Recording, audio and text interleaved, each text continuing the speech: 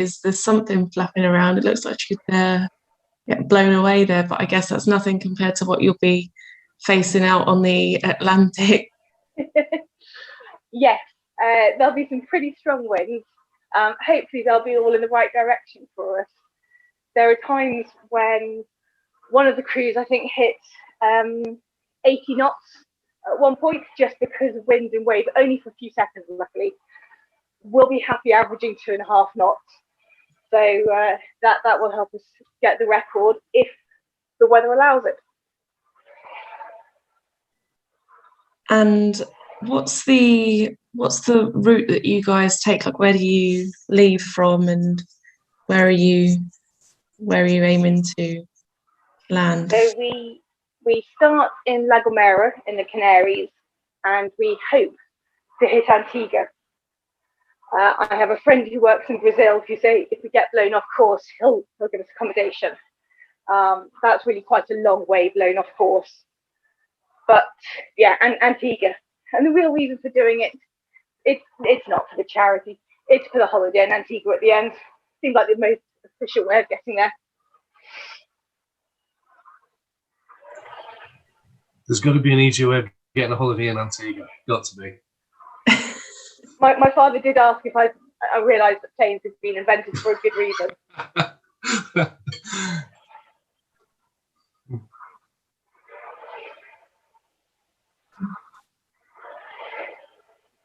I'm very aware of my technique on the erg, especially when I'm on Zoom, Ergos, YouTube, and my old rowing coach is also watching me.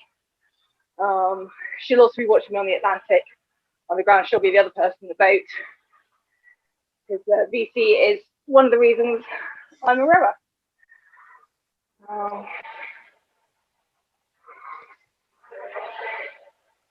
We met at Vesta Rowing Club. There's VC. Can I say a few words? Yeah, I'll give you a break, Saf.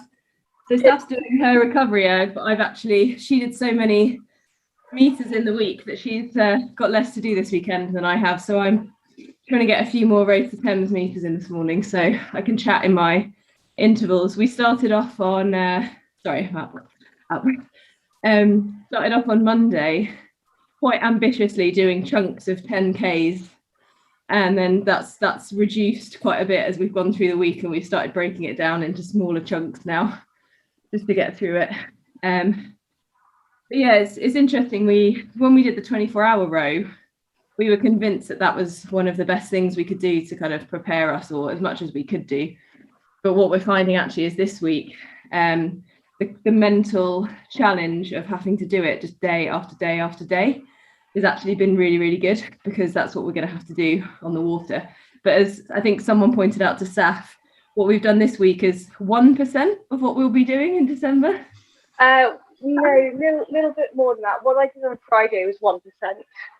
So 346k is 7% of the Atlantic. Yeah, so maybe it's not quite what we'll be experiencing, but yeah, I think that was, and we started off at the beginning of the week, obviously with fresh legs and fresh lungs, and we were all very excited about getting everything done, and then just that realization that I have to get up tomorrow morning, do it. And as Saf said, because we're working, I'm lucky because I've been working at home, so I've been able to jump on at lunchtimes, but we've only really got morning, lunch and evening to fit it in. So we couldn't spread it out through the day. So, but yeah, it's been a good learning curve, but it's been very enjoyable. I think it's been good, surprisingly so. And actually lockdown is the best time to do this. I don't think it would have been as easy. Well, it hasn't been easy. It wouldn't have been the same if we were in the office and with social stuff going on. So it's been a good time to do it, I think. It's quite amazing, isn't it, that 346 kilometres is 7%. That's quite a thing. If I was you, I just couldn't think about that.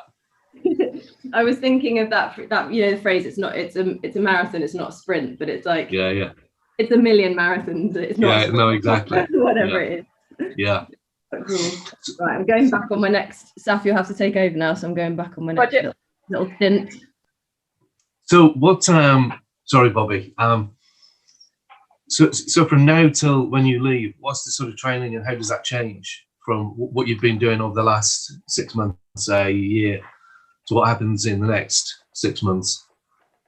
Well, the biggest thing is that on Easter weekend, because we've bubbled, Easter weekend we're going to go out on the boat and get out in the water for the first time since August, which will be a really big change to our training. And we'll start to be able to work on the technical side of working out how all our equipment works, doing basic drills, doing shift switchovers, just the maneuvers of getting out of a cabin that is at someone's finish. So I'm back here and VC's trying to get free of the cabin right behind me. We're going to continue to work. We're working, focusing our ergs on our heart rate rather than splits, which for normal rowers has been quite a psychological adjustment, I think. It's been really odd having to get used to seeing what I always thought of as bad splits on the screen, but knowing that because I've capped them at 65% of my heart rate, that's okay. We're doing more weights once the gyms reopen. In particular, because I wasn't able to do any weights between August and start of lockdown 3, and I haven't really been able to do anything other than the dumbbells I've got at home. It's been a little while since I've been let loose on a barbell. I'm looking forward to that. And a lot of strength and conditioning, flexibility, mobility to make sure we're in the best possible state when we get to the start line. Wow, amazing. Can't wait. You'll have to forgive me because I've not trained for anything like that myself, but I know that like with a marathon you sort of build up to almost doing the full distance. With you guys, is it going to be like long days ploughing away, a sort of practice, or? There's only so much that the erg can do. The drag factor is nowhere close to what we'll be experiencing on the actual Atlantic. I used to always train at about 115 to 125 on the drag, and we need to triple that, and the Concept 2 just doesn't go that high. So there is a huge benefit in getting used to longer, slower sessions of just putting your body through 2 hours of strokes. But it's not like, well, we need to build up to 80% of the distance in one go in the way you do it for a marathon. If we can do a few days on the water, having had tough weeks at work, get on there, do a full 3 days in the shift patterns we'll be using on the Atlantic, that's as close as we can really simulate, not least because we are both still working full time, and I'm taking a career break to do the row from the army. VC's got a month of unpaid leave and it's having to use her paid leave the rest of the time. So the sheer ability to get the time off to do long training sessions, this isn't there. And we had one friend who we'd spoken to who said, we'd asked him about sleep deprivation and getting into shift patterns. And he said, that's all well and good, but how many parents of newborns train in advance of the birth of the baby for sleep deprivation? You just don't do it. You get as much sleep, you make sure you're in the best state as possible so that when that small thing arrives, you can then cope with the sleep deprivation. There's nothing big and clever about sleep deprivation. And having done Sandhurst and Afghanistan, I know what sleep deprivation can do to the brain. On Friday, I was completely unable to work out how many kilometres we had left to do for Race the Thames. I could see how far we'd gone. I knew how long the river was. Could I do that basic mental arithmetic? No, wasn't good. Not a good moment for a maths graduate to have to use pen and paper to do. I think it was 346 minus 234, and I had to use pen and paper. Yeah, it is. It's fascinating. Like you said, what that little bit of lack of sleep can do. Yeah, so every night that you don't have a good chunk of sleep is like a unit of alcohol So every night below 6 hours, I think it is, counts as a unit of alcohol. So after 3 or 4 days, you really shouldn't be driving a car. At the end of a week on exercise, we were seeing things, we were having conversations with people who weren't there. I remember one friend who said, "Oh, look, 12 platoons moving out on horses." They weren't. we hadn't become mounted. It's bizarre what sleep deprivation can do to the brain. And there are some wonderful stories from the Atlantic crossings of crews who have decided in the midst of sleep deprivation that this is a really good idea. And it's not. I think one thing obviously we've not been out there yet, but I think we've all been somewhere where it's been like pitch black, and it's very disorientating. And I think that's another thing as well, when you're tired and you're not quite focusing properly, and then you're in this like pitch black water. I can imagine it's very strange, and your brain will start playing tricks on you. You know, if you've ever been in a wooded area at night, which I'm sure Saf has many times, and you know, you see shadows and stuff. So yeah, it's going to be quite interesting, I think. But yeah, nothing. The other thing is that we've been told, which obviously makes sense, is to make sure your body is in the right condition that doesn't get injured. That's a big thing as well, and that isn't, you know, doing miles and miles and miles on the rowing machine doesn't help you in that way. So we'll be doing a lot of that, the kind of mobility and stretching and that kind of stuff as well, to make sure that our bodies are kind of as injury proof as we can get them. This week's been interesting for that, because both of us have got some old injuries and niggles and stuff, so it's been good to see if those have flared up, which they haven't yet. There's still a day to go, so you never know. At the end of the 24-hour row, I was absolutely fine, got home, was fine. And the next morning I woke up and had the worst back spasm I've ever had in my life. I just couldn't move for like 3 days. So let's hope that doesn't happen on Tuesday morning. Well, I've got my fingers crossed for you. Sorry, Bobby. Are you able to sort of self-diagnose and self-treat in the boat with physio? And I know, Saf, you said before that you've got that pain in your hamstring and things. Are you able to sort of get some training and some sort of experience about how you might treat that yourself in the boat? Yeah, so we've got some really good stretches and exercises that we can do on the boat, and space is limited. So there's a certain amount of either having to be tied onto the outside of the boat where we row to do some stretches, or you're putting your foot up against the cabin wall and trying to get as much movement. Only in my cabin, which is the one with the electrics, I sleep with my legs in a little coffin, so I've only got enough room to stretch out to just above the knee, and then knees to feet go under my rowing position. So really is a huge amount of room for us to do different things. So I'm looking at getting a physio we know down to the boat as well, so she can understand how the boat is set up, and that will help her. If we have got an injury, we'll get in touch with her and say, this is what's hurting. This is how we can describe the pain. Probably try to look at different language that we can use, because I always find whenever I go to a physio, so describe the pain. It hurts. That's not really useful to us. So having an understanding of the tyranny of language and being able to use the same words to her, so that we can explain where the hurting points are, because everything is going to hurt at one point or another, whether it's hands or backside being ripped raw from salt water.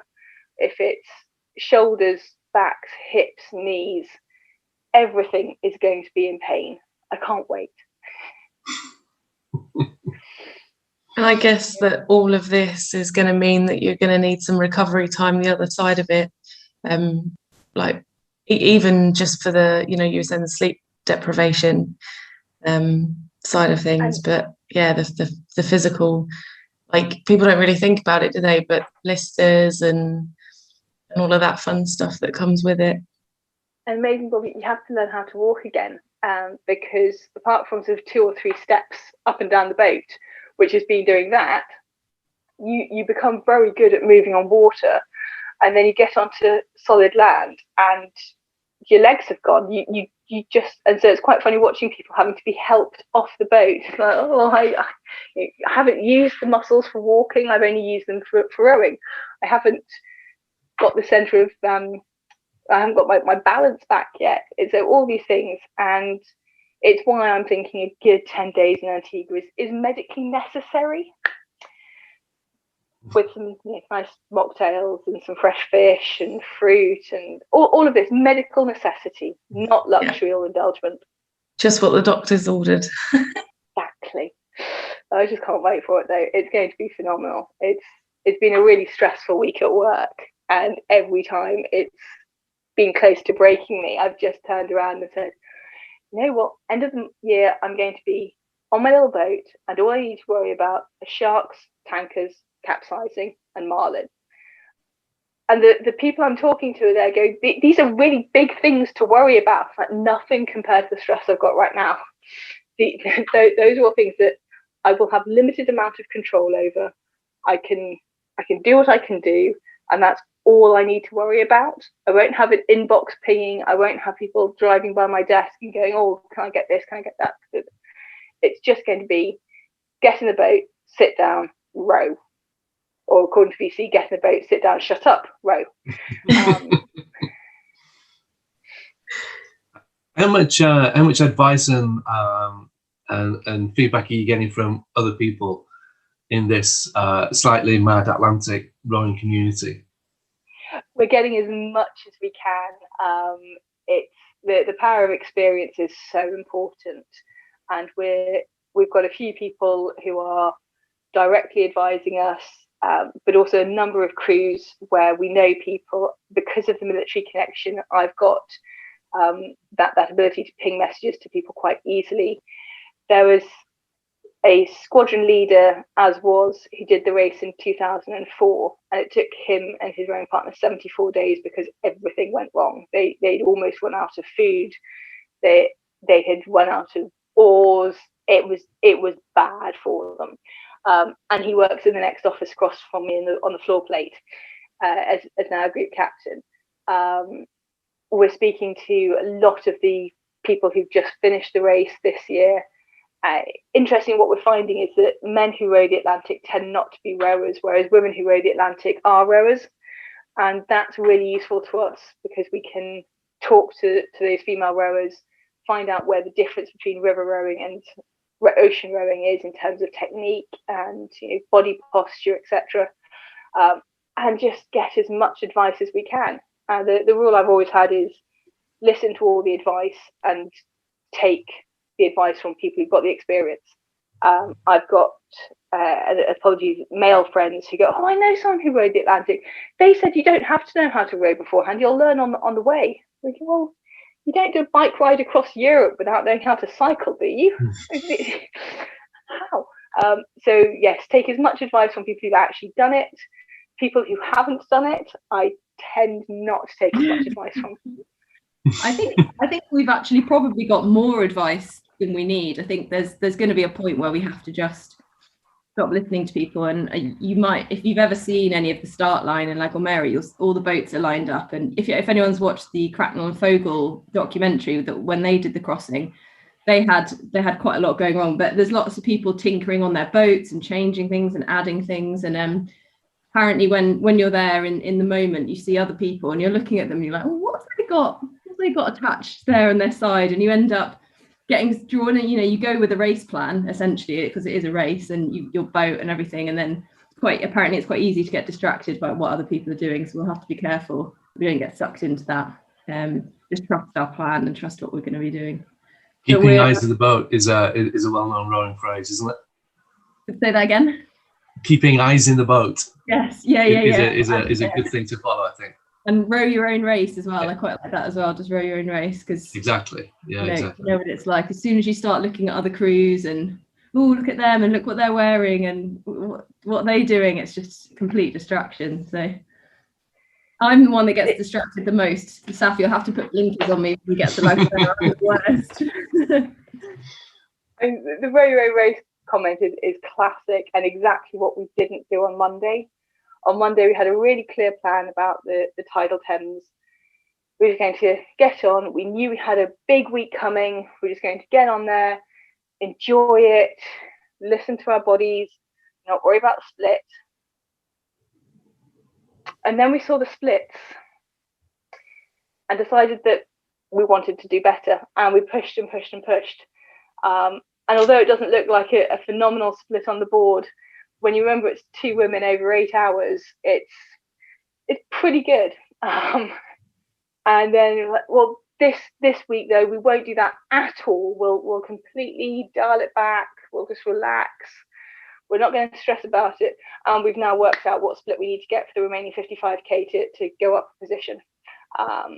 So yeah, race your own race, but it never happens. Sometimes I think you need to adjust your game plan, don't you, to get the best outcome. And no doubt there'll be things out there when you're on the Atlantic that'll change your planning that you'll have to adjust to. Oh, absolutely. And some of the stories, we had a session with Max Thorpe, who started the row in 2017, and 9 days in, it all went hideously wrong for them. Including a video where before he shows, are you guys okay watching this? Like, yes, but never show my mother, because mothers don't need to see this video at all. You've got this year just gone. On one day, 2 boats got stabbed by marlin, and the marlin spikes ended up inside the boat, which is just something that you never want anything piercing your boat. It's bad when it's a rock on the Thames. It's bad when it's a marlin in the middle of the Atlantic. So learning how to. It's slightly worse stuff. I'm just going to put it out there. Yeah. It's not quite the same. It's similar, but not quite the same. Yeah. Okay. But just getting up to skill with doing the epoxy repairs and working out if we've got a lot of drag that day, that we probably use the boat a bit dirty, so are the conditions okay for one of us to go under the boat, while VC's on shark watch, literally looking out to make sure that whilst I'm chum in the water, that I don't become nibbles. So there are going to be so many things that we can't control, and I think for both of us, where we are in our careers, VC's head of her department. I am the lowest member of my team, but run them. That is my job, to run the team above me. We're quite used to being in control, and I think that those things that are completely outside our control, the weather, etc., the things that are limited within our control, such as injuries, niggles becoming injuries, it's going to be difficult for us to adapt some days, but we will, because there literally is no other option. Unless the boat ends up in 2 halves, we're going to get to Antigua. It's funny, like, unless you've been in, talking in the circles that you have, like, I would never have thought of that kind of, I mean, shark, yes, because I think that's just a common fear, but marlin, I would never have realised the damage, I guess. But maybe that's just me. It's incredible how strong their spikes are.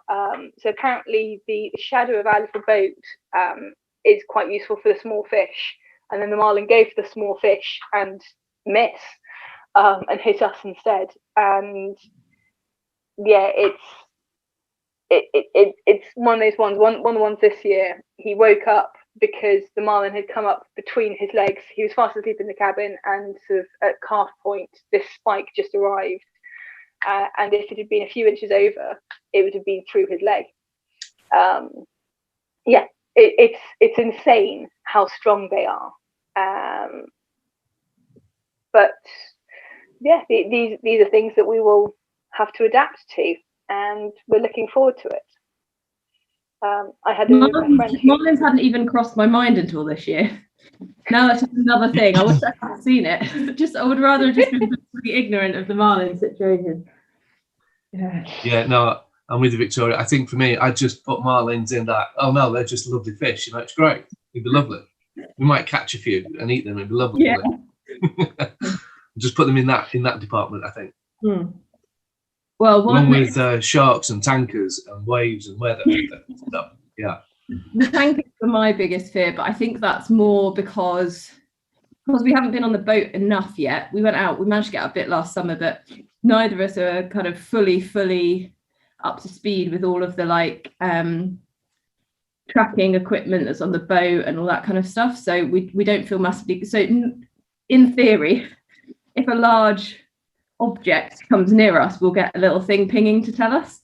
But I don't think we're that confident with our equipment yet to fully go to sleep and just trust that it will pick it up. It will. Yeah. But I think once we get out on the boat, Saf said next weekend we're getting out for the first time for quite a while. So we're going to try and get up to speed. And yeah. Sorry, Vic, the session that next weekend, that is that's a few days or an afternoon, or we're going to go.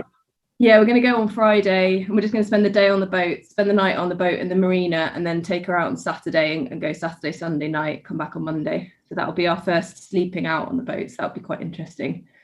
See if we get kind of seasickness and that kind of stuff, because it's quite weird sleeping on there with the doors shut and stuff. Yeah, so that'll be good. We're actually getting the boat wrapped this weekend, which is very cool exciting for us. Been working on that for a while. So we've got our Langer Rourke all over it, but then we've got a nice little. We're trying out a new type of wrap on the cabin that no one's used before, which is quite exciting. So we'll send that over to you when that's all done. Oh, fantastic! It'll all start looking and feeling very real then, won't it? Yes. Yeah. Exactly. Hey Andy, how you doing? Hey, how's everyone this morning? Good. Good. Tired? Tired? Pressing you all week, because you're the reason that we ended up doing this stupid challenge of doing both of the distances through the course of the week. Actually, I think that was your idea. I'm not sure that was completely mine. I'll be honest with that one.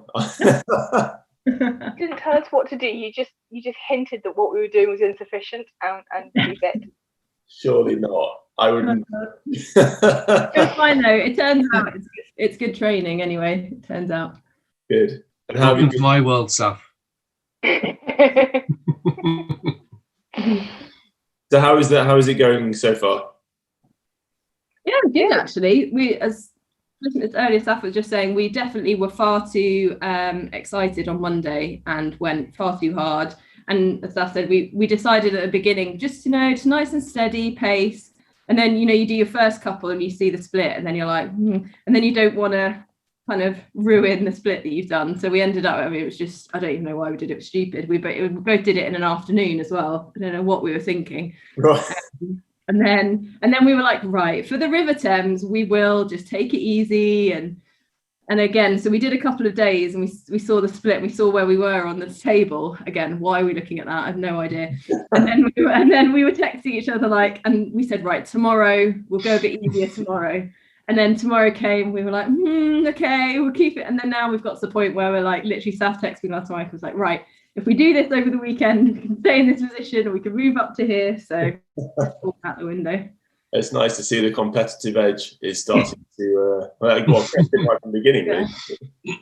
It's not like it sort of snuck in the back door. It sort of blew off the front door, walked straight in. Yeah. We were like, we may as well just keep going now. Good. You'll be finishing today, will you, or is it? I'm finishing today. I've got 25k left to do. So when we finish on here, I'm going to do 24 probably, and then join the arena again and do my final K online.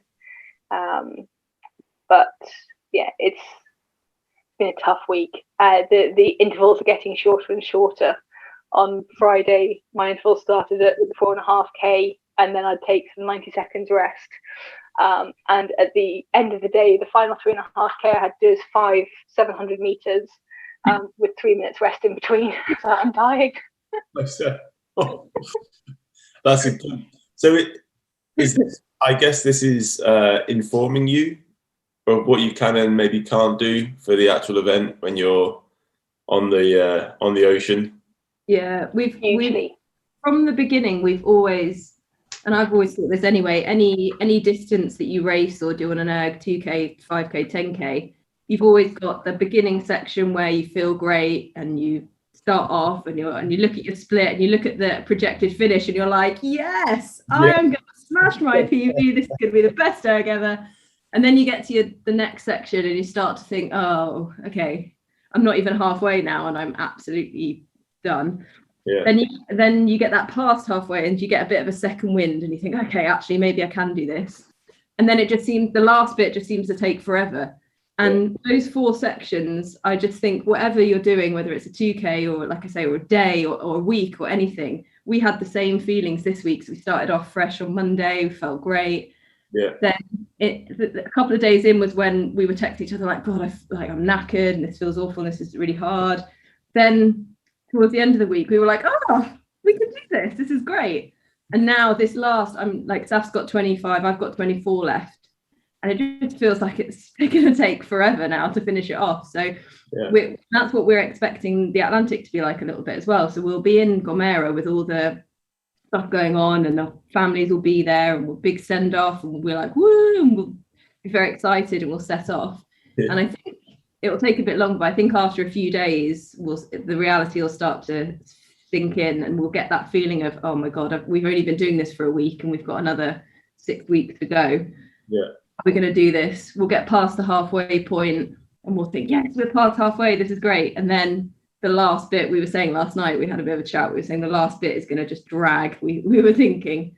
But then as Saf said, it could be that it's right, we're a week away and then something might happen and we might be a week away for 3 days because of the weather. So that'll be quite hard. But yes, after that initial buzz from leaving and setting off, I guess when that buzz wears off, that's when your friendship will be put to the test as well, because if it's just the 2 of you in the boat with all these challenges and things. Yeah, it'll be interesting. I think with being in a pair, it's almost like being solo because we won't be, it's not like when you're in a 4 when there's 2 of you rowing and you can chit chat or 2 of you resting. So hopefully we won't get on each other's nerves too much. It's really interesting. We have some really strong similarities and some huge differences, and it's great because now we're at the point in the planning where those differences complement each other, and so we can lean on each other's strengths, which is brilliant. But also we're not such great friends that if we get to the end and don't want to speak to each other for 6 weeks, that's okay. That's how I feel about me and everyone at LOYR for the last 2 months. They're a great bunch of people. I respect them enormously. If they don't want to speak to me for a while, having gone through all of this, then I'm okay with that. I get it. I think it took P. Reed about 4 years to start speaking to me again. Which, yeah, no, good. Well, I've got friends who did it as a 4 2 years ago, and I was speaking to him, and he said, I can't stand one of them anymore. He's dead to me. I was speaking to him last week, and how the wedding plan's coming along, and yeah. Of course, the 3 guys from the boat are all going to be there, standing up with me. Really, even so-and-so. Like, yeah, he's my best friend. That wasn't what you said when you got to Antigua. Like, no, but about 2 weeks later we were fine. It's all good. Yeah. I think everything has to be taken with a pinch of salt, because sleep deprivation, hunger. Yeah. I'm known for being hangry at work to the point where my boss keeps some snacks in his desk just in case I start becoming really, really rude to people, and he'll just throw a chocolate bar at me. Genuinely, he throws that at me across the office. And it will be interesting to see how we adapt to living on freeze-dried rations and the joys of endless rat packs. Yeah. well, you're in an extreme situation, and it will always test relationships. But exactly what you say, it's how you rationalize that and put it in its place, and when life comes back to normal, be able to celebrate what you've done. Yeah, it'll be a big celebration. Yeah. I can't wait. I really can't. Yeah, and I hope for you as well that it'll be nicely balanced out with some really like special moments and some great sights. And I've heard the most amazing things about night skies, watching the sun rise, dolphins swimming alongside you, just phenomenal moments.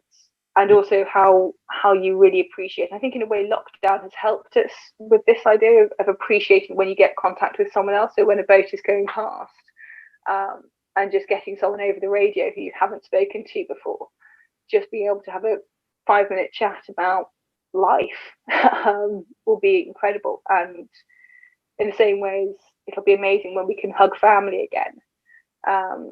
We've learned to appreciate those small things this year. Remind me, when's your start date for the challenge? 12th of December. Okay. I think those things would be the sorry, I was just gonna say I think those special moments will be what I'm focusing on rather than the marlin and the sharks to get me there. Yeah. No, at least I feared you might be going straight from lockdown into lockdown on the boat. But it sounds like you'll have a good bit of time connecting with people before you sort of isolate yourselves again. Yeah, hopefully. But obviously, we'll stick with whatever the government recommendations are. And working in Whitehall, I feel really bad if I was to say anything else. But no, hopefully we'll have a really good time with family and friends. BC's got a nephew that she hasn't yet been able to cuddle, which is just because of lockdown. It's been interesting, but it's great because if there are no pubs to go to, then why aren't you on the erg of an evening? No. Yeah, I think. Let me think about that for 2 seconds. So have you spoken to other kind of people who cross the Atlantic, like Cracknell? So not any of the big names. Although if he ever wants to get in touch, we'll always take the call. Yeah. But yeah, lots of people who've done the crossing, and yeah, there was one person who was telling us about when she'd gone to do it. Was talking at an event, and someone said, "Oh well, if you'd done this and this differently, it would be much faster for you." And she looked at me, "Oh, when did you do the crossing?" "Oh, I haven't." Yeah. But there's so much advice we can take, and working out what is really pertinent to us is important, because what might work for a 6'4" bloke isn't necessarily going to work for 5'8" women. There are lots of those different things that we need to work out, and work out what works with our personalities. Some people say, well, you should tie your spare line to this point. Well, actually that doesn't work for us. It's just going to be test and adjust, and there's a certain amount of time we've got available to do that. Yeah, no, I think that's and I'm sure you'll discover a lot when you start off. Actually, your perceived truths will, I imagine, change as well, and you have to adapt out there and do all sorts. So it's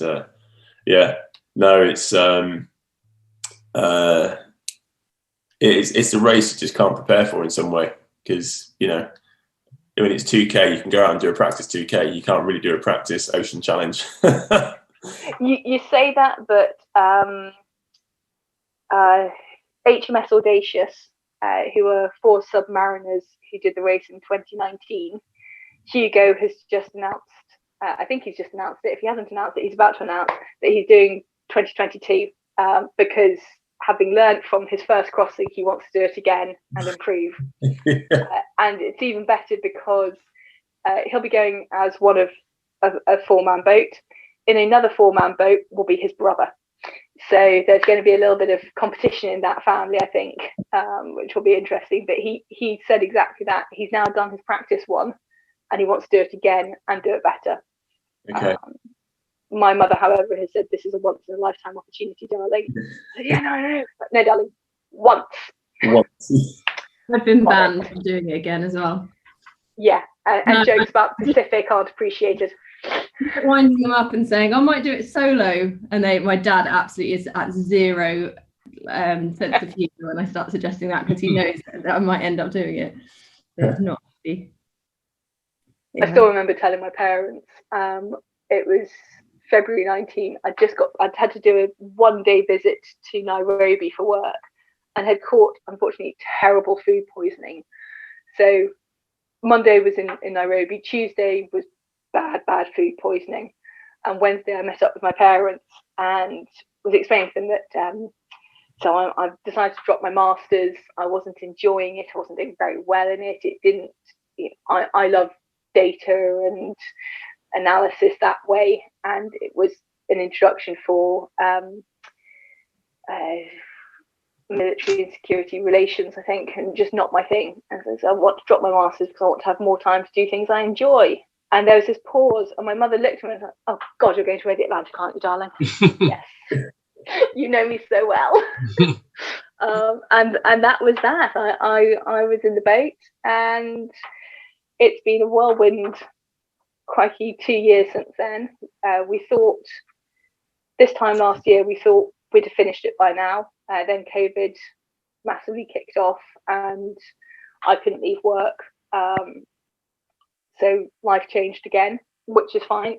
That adaptability is going to be necessary on the boat, and we'll just keep plugging away at it. But we have a boat now. We have the wonderful Lago Rock as our headline sponsor. My room, not you can see it, but I've converted my city room into gym / mission command.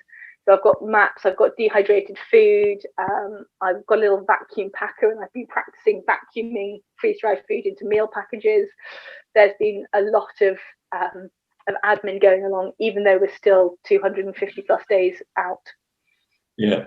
And is that the project plan on the wall there? On the wall is actually motivational expressions to myself. Normally my erd's in a different direction facing that, and it has wonderful things like nobody cares, work harder. It's also got my core sessions on there, because otherwise I completely forget to do my core workouts after I get off the erg. So if they're right on the wall, I can't forget about them.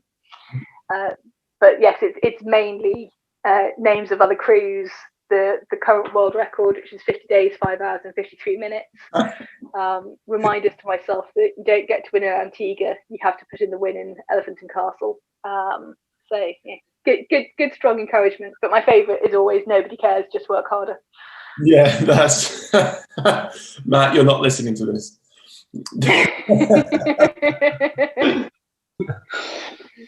I've got written that on the wall in the office as well. Yeah. No, well, that's an insight into your approach already, isn't it? I mean, if you've got the world record up there, you've got those motivational quotes, you've got the names of your competitors. I mean, that's one thing we did at Oxford. We had and there's only one name, it's Cambridge, but it was there to motivate us. So I think you guys are you're approaching this in quite a strong manner, and yeah, it's exciting. That's good to see. Yeah, we can't wait, and we're looking forward to being out on the water next weekend and putting a pause in on Sunday afternoon to watch the boat race. VC's dark blue, I'm light blue, so it'll be interesting. Apologies, Andy. Yeah, no, it's good. It's good. So yeah, I think I've only been close to a couple of crews who've done it before. And there was one guy from Ireland, and he wanted to go and win it, and he meticulously planned everything. I don't know if I've told you the story, but they went out and they found the fastest, lightest boat they could find. Absolutely, they prepared very, very well. They were out there early. They were training in it,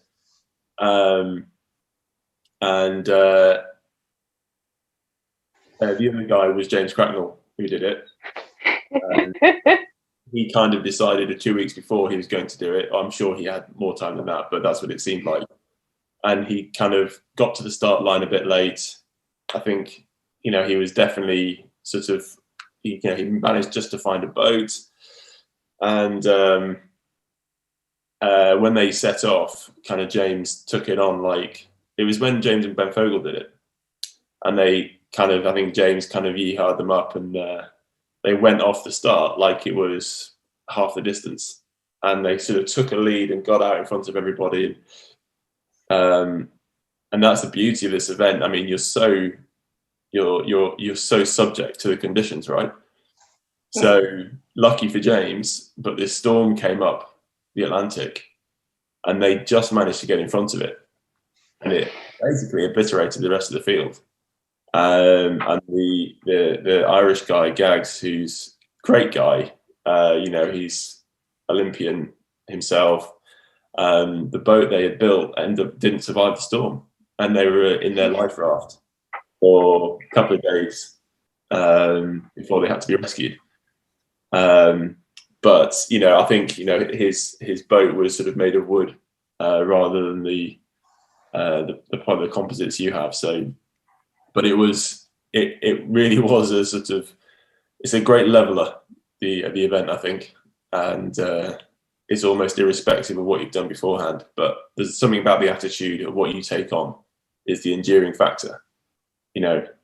How you challenge yourself, how you sort of work as a team, all those bits. You're going to come across some amazing experiences and some great, enormous challenges. But that's the bit, isn't it, about how you get through that and how you arrive in Antigua. We're going to be watching with interest. That's for sure. Thank you. We just can't wait. Yeah. So what's your plan now? Are you going to stay with us while you do some Ergo?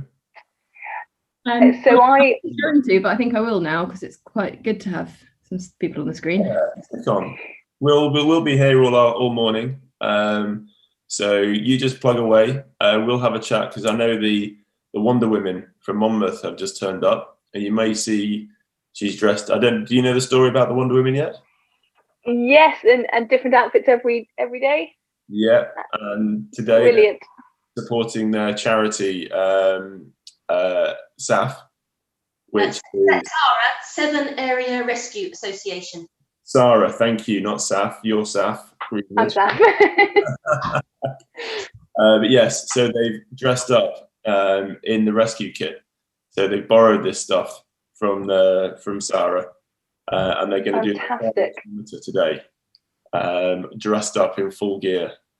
So we're starting to collect more and more. I think we've got 2 on. Gabby's there, Mary. So I've got the dry suit on now. I'm just putting the life jacket on. Best of luck. I'm going to drop off for a bit, just because no one needs to see my erg face. And I will join you when I'm down to my final couple of K. Fantastic. Thanks so much for this morning. Take care. Good luck. Thank you. Bye. You see you, do you think? Bye. Oh, she's gone. All right, Dawn, how are you? Oh, you're on mute, Dawn. Apologies, sorry. Yeah, I'm the victim that's being rescued by the Sarah people. Hence, I have my towel and my foil. Your space blanket. That's fantastic. Space blanket. That's it. Yeah. So what was your predicament? Are you rescued off the side of a mountain, or are you in a? I think I fell out of a boat because originally when we did the pictures I had wet hair, but I couldn't face sitting on an ergo completely drenched. So I've just gone for the towel and foil I've approached this morning. Fantastic. And you're going to finish off your kilometre as well, I take it? Yep. Fantastic. Well, I hope the foil stays on. I've got sellotape, but I don't know whether anything else is going to stay on. I've got my Race The Thames underneath here somewhere. There is it. There it is. There we go. Oh, I'm impressed that you didn't want to race with wet hair, but you're happy to do that with a foil blanket on. I like that. Oh, foil blanket, no problem at all. No problem at all. That's nothing compared to the Superwoman outfit. Believe me. That was something else. Dear, oh dear. Good to see you. That is quite an incredible costume you've got there. I mean, we had Mortified Rex on yesterday, a blow up dinosaur, do his ergo, and I thought he might be just starting to get close to you guys, but you've just taken another few lengths out of them. I've never seen this. Please tell me that you guys have got good ventilation in the rooms that you're in and that you're not going to pass out in those massive outfits. I might just go and open a window. Think about it. It's very Please tight do. around the neck. They are quite tight. They're definitely waterproof. I'm just going to open the other door as well. Yeah, I think I might do that actually. Get a bit of ventilation. Oh my goodness. Walking around like spacemen, I don't think they're built for rowing, are they? So after 7 days of this, I didn't think it could be topped, but this is one of the most surreal things I think I've ever seen. Have we got anyone from Sarah coming on? I mean, it would love to have a commentary as to when these people use their suits for real, if they've ever been exposed to actually needing to row with it at the same time for any obscene reason. I don't know that they row with it, although they may have done in years gone by, but they do actually get about 400 call-outs a year. And they operate on the Severn estuary, which is not covered by the RNLI. So the RNLI stops at a line between Portishead and Newport. And up there, it's deemed the estuary. And I don't know if you know the Severn, it's a really, really dangerous bit of water, you know? Well, I'm sure we all know about the Severn Bore and what that does. I've seen crews row on the Severn Bore and get, nice and stunned by it. But yeah, no, it's a very, very... And there's 15 metres of tidal range on the Severn. Yeah. Which is one of the highest tidal ranges in the world. Yeah. And also what it has is this unique, or seems to be unique, mud, which looks like you can walk across it. And lots of people get sucked into that and think, oh, yes, it's all nice. I'll go for a walk across the Severn mud. And then end up getting stuck. But they used to be, I mean, before the likes of Sarah, there used to be regularly at least one death a year in Severn. And Sarah's been going 40 years this year. Sarah's been going 40 years. That's amazing. Well, I mean, we do know the work that the RNLI do in London, and the risks. The Thames has its own quite vast tidal range, and the importance of these organisations. And it's really fantastic that you're supporting them today. I have to find out what your total fundraise, because I think we should give you definitely a big shout out and see if we can do a bit more. But no, I mean, look, all credit to them and what they do, and I hope they're watching. And we'll certainly have a video of this. So fantastic work from them, but equally inspiring work from you guys. You have taken this event to a new level, and we are very, very appreciative of your time, effort, and goodwill. And yeah, it looks like you're ready to start your last kilometre. It's been really fun. Yes. So we have Mary, Patricia, Maggie, Gabby. That's the only ones I can see at the moment with ridiculous life-saving suits on. Kate, I think you're there. Kate Hooton, I think, has got. Yeah. Yeah. Look at Kate, I'm here. Yeah. Oh, he's Kate on 2 phones. Okay. Okay, are we all ready? Yeah, we're all ready. Oh, my screen's gone blank. Okay. Perfect. Okay, Right. Your other camera's facing your mug. Cake in a mug, it says. Anyway. Right then. So 1K, yeah? Is it 1K or is it 500? Well, I've got 1K to go, so I'm doing that. Yeah. Oh, here's my photographer. I've never seen this before in my life. Right then, through. Forward to row. Are you ready? Go. I've lost mine. Oh no. You can't get the boots in. Go on, Patricia.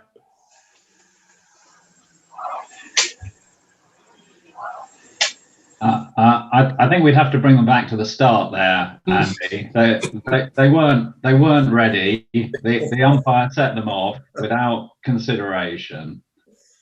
I think they've got Sarah right behind them, so any safety requirements are being covered. I think I'm going to have pity on them and just let them go. I can't face bringing them back. Any more meetings in that than necessary. That would definitely have been a bell and a red flag there. No, it's I think for everyone watching, what these girls have done has set new standards in, I don't know, in just how rowers can approach rowing. It's absolutely fantastic to see the energy. And I'm looking at Patricia and I'm like, how could she even row in all that? I'm looking forward to having a chat with her afterwards. I love how she's clearly going for it as well. Like, she's not even going to take it easy on herself wearing all that gear. Like, powering through. Oh, there we go. That's Kate. It's getting a bit sticky in here.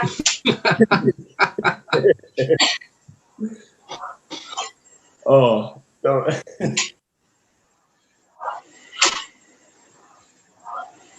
Amazing. I do wonder if they're actually going to be able to use this kit after this. Yeah, so apparently they're borrowing the kit, so it is going to go back to its rightful owner. I dare say it might get a bit of a spray out. There must be some sort of decontamination process. I would definitely be outside in the garden right now if I was privileged to be part of this team during this effort. I don't think I could be. Yeah, I'm actually wishing I'd done that. That's halfway.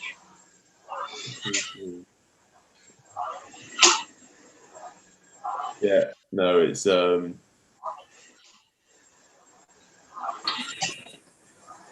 from the Atlantic rowers with Victoria and Saf to the Monmouth Wonder Women, Patricia, Maggie, Liz, Gabby, Mary, Kate, Dawn. I think I don't know. It feels like we're in new realms of bringing people together here. This is. Sorry, I realised I hadn't muted myself, and I was clanking. I've got a wardrobe malfunction. Yeah, I should be muted. Are you okay? Is everything all right? Yeah, I'd only left myself 500, so I'm quite glad actually. I did warm. Oh my word! Like having a tourniquet around every bit. I think this is the future. What's the next thing? I've just realised. I've just realised I'm really hoping that these life jackets, the cord is tucked safely away somewhere, and we're not going to see someone suddenly inflate. I think that was the clanking. I think it was just dragging on the floor. It would be that would be an excellent finale if you would all set off your life jacket. Yeah. Rat, we missed that opportunity. So, girls, Dom, what does it feel like? You've had an amazing week. I've been watching you girls plug away, and none of you have really taken it easy. You seem like you've committed to every stroke the whole way, and obviously actually on the rowing machine, but also in spirit with the time and investment and no less money with all your costumes. Where are you now? What are you thinking? I think we should be over the line, aren't we? 18k. Sorry, say again. 18k. I think we're over the line now. I think we finished. Or in terms of fundraising, oh god, I can't remember. I haven't looked for a couple of days. Sorry. So, Gabby, what's the plan? What's the plan next? What's your next challenge? Getting out of this is actually quite a challenge. Seriously. I don't know. Probably a coffee together, all of us, will be nice. Yeah.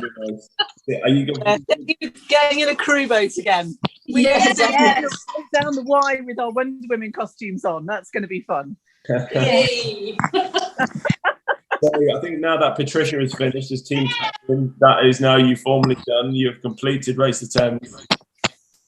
Congratulations, ladies. Yeah. You've been an absolute shining light. Fantastic. So yeah, no, I think the next thing would be great to see you in a rowing boat in these uniforms. I think maybe you set a new standard for what maybe Marshall should be wearing. I think we have marshals and umpires. No more blazers. I think we want to see them in proper gear like you guys. But no, really fantastic. Well done. Amazing effort. Yeah. You definitely deserve it.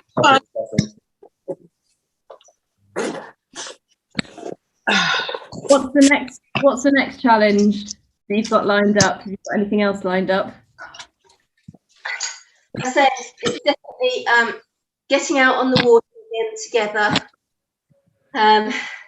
In Wales, we haven't been able to do anything other than singles for the entire lockdown, and since December, well, when was it we went? We haven't been on the water at all, so as with England, it's going to be great. Yeah. Doing something else, surely. So when is that? Are you allowed back on the water tomorrow? No. Crew boats, only in singles. Only singles. Oh, really? We're allowed back out in London, well, in England, I guess. Putney, we're allowed back out tomorrow. Oh. No. But those of us who live in England aren't allowed to row in Wales yet.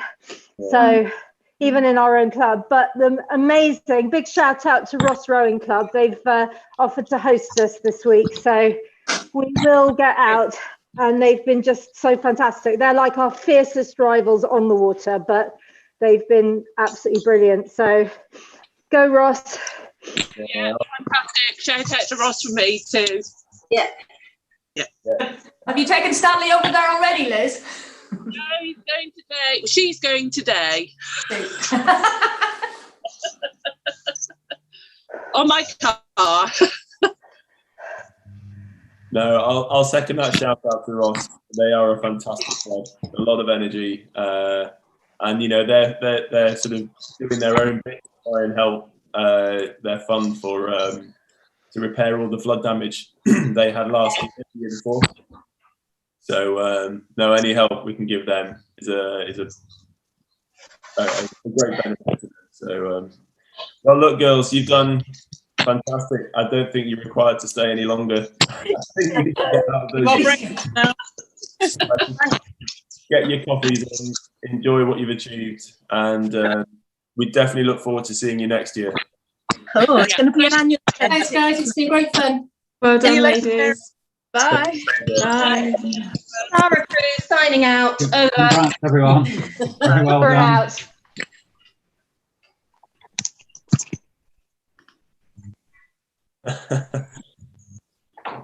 Incredible. Absolutely incredible. And the Wonder Women are finished. I feel sad. I was looking for, you know, there's been a particular highlight every day of this, even before the event, you know, listening to what they were going to be doing and, you know, the challenge was set themselves. And Patricia leading the charge has done a fabulous job. Absolutely. Yeah. No, that's the one I'm so proud of this event, is that we give people like Patricia and her team a platform. You know, we do our little bit to actually demonstrate, and that's, you know, that puts us in a very unique position, and makes me very proud of what we've done. So I think in some ways the lockdown has really given us the opportunity to open up Race the Thames, and it just goes to show that that's really worked, and that there are lots of great people out there that want to get involved in these sorts of challenges. But it's nice to be able to extend it to them. And that's the amazing thing. There are so many people in rowing who actually would want that. They just don't even know it yet, because rowers don't do this stuff. Maybe some will go off and do a half marathon and raise money, and it's an attitude for another sport. But actually what we're discovering is we can do it as a sport, and we should.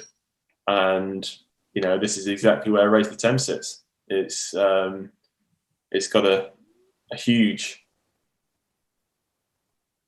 it's a huge part for the sport to develop into. And I'm really pleased that LYR kind of got there first. Yeah, no, I totally. I think there are other, sorry, Matt, I think there are other events and they all do a great job, but there's something about trying to take it up a level and do it in a more visible, in a much bigger way. Sorry, Matt, you were saying? No, I was just going to say, I think there's something really real around an opportunity where people can race together like that. So you can get the Wonder Women, you can get the Paravengers and school kids and Imperial and clubs and the army all sort of racing and challenging each other. I think that's really, really something. Yeah. And the Atlantic rowers, I saw Victoria having a bit of a chuckle when they came on. No, sorry, that's fine. When they came on in their outfits, and I wasn't expecting that. That was a great surprise. Yeah, no, that was something. I have to say, I would have preferred the foil and towel over that full kit, though. Oh, 100%, yeah. Yeah, exactly. Yeah, Don't know how they did that. Yeah. If that had gone out to a vote, everybody sort of would have been voting for that outfit, I think. Definitely. Yeah. It'll be interesting to see what Race the Thames looks like next year, assuming we're back at the Copper Box. And yeah, it's exciting. Well, I think we can't not do something like this. I think what we've shown here is that this is a real thing, and it can happen, and it's a huge achievement. So I think having something live is an amazing thing, and really gets people engaged with what we do at Linear Throwing, and that's that was always the point of Race the Thames. But seeing this community connect like this is just amazing. We can't not do something online, I think. So maybe a blend of the two. Maybe we can have some teams at the Copper Box who are there live, and a whole sort of community behind them doing it when they can, where they can, I think, as well. Yeah, definitely. It'll definitely open it up as well for more people to get involved. I feel like I've crashed a team meeting, but I just had like one more interval to do, so I couldn't stop and sign off. But have a good day. Thank you for having us. That's all right. Thanks. It's lovely to meet you, and all the best with everything. Thanks. Bye. Bye.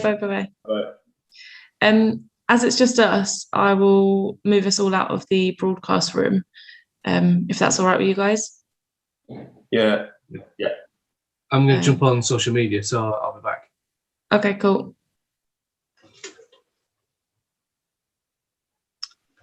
I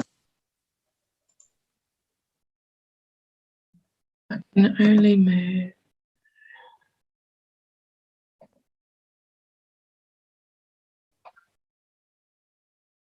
Is it working?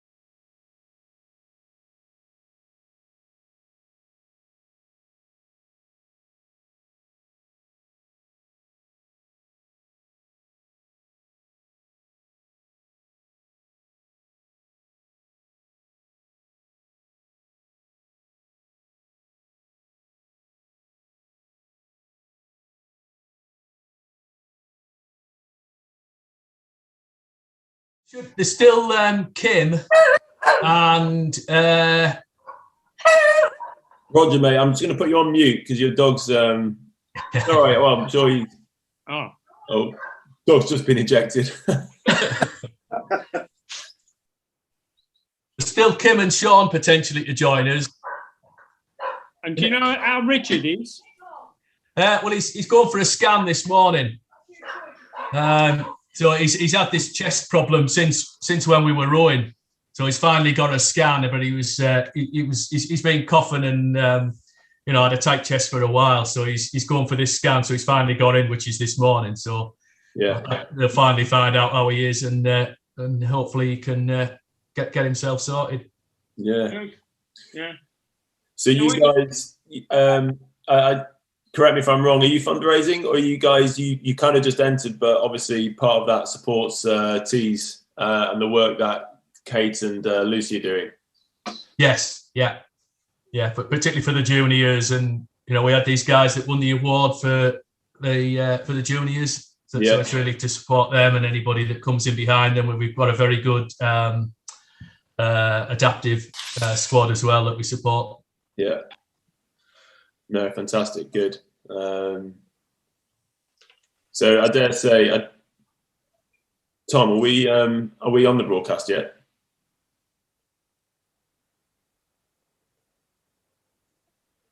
Tom Rook, I'll take that as a no.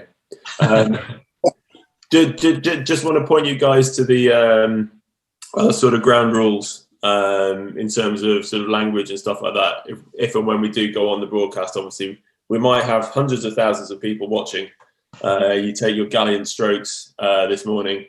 So just make sure we're sort of not swearing. I don't know how naked you were going to get, Ken, but maybe if you got a t-shirt to keep on, that'd be awesome. All right, I'll put my vest on. I'll just swear down up to it. Sorry about the tan lines. No, it's fine.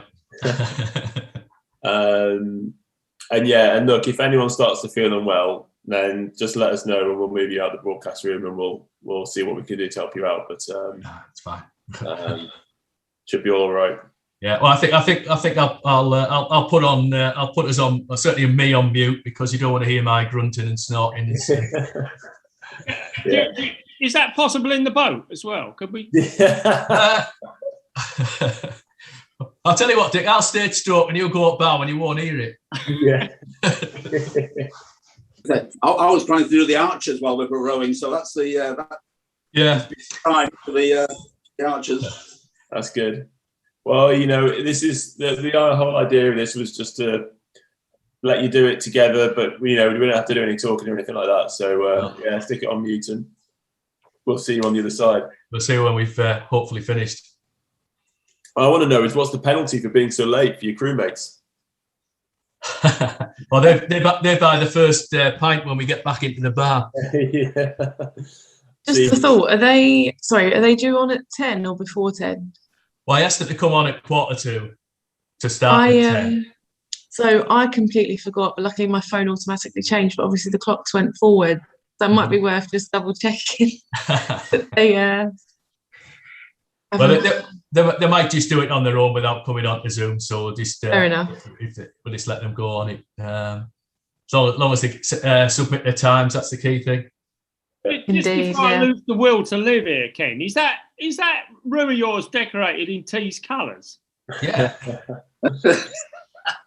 It is. Yeah. Excellent. Yeah. I don't know if you can see the picture at the back of our Vesta egg going over Niagara Falls. Excellent. Actually, Ken, when we were talking, was it yesterday or the day before? I did see that, and I was like, "That's quite an image."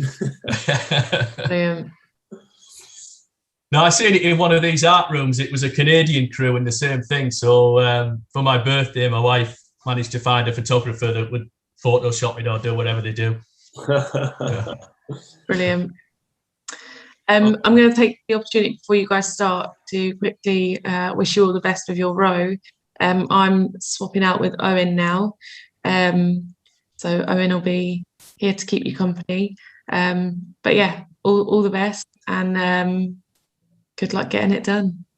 Thank you very much. Take care. See you later, Bobby. Thanks a lot. Bye. Bye bye. See you, Bobby. Morning, everyone. Morning. How are you? Yeah, not too bad. Good. Right. So, Uma, welcome to the Zoom this morning. How are you doing? You surviving? Yeah, it's just was a bit of a challenge to get up this morning. I can imagine it was. But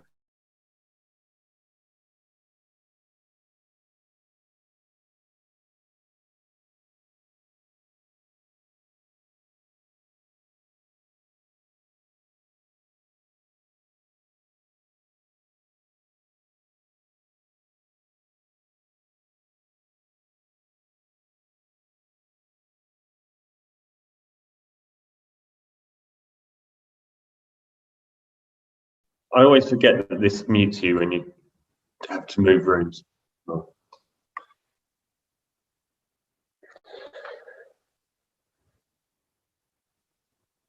Morning, you're muted at the moment. Of course, after a year, I've still not got this right. I'm here to do some safeguarding cover. Cool. Yeah, I'll do that now. Thanks.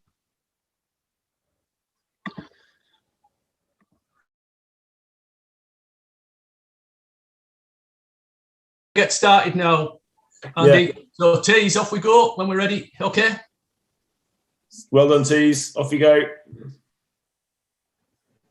So Uma, so this is the tease guys. They're from Teesside up in Northumbria, and they're supporting their local rowing club with their effort today. So they're just doing a 9K.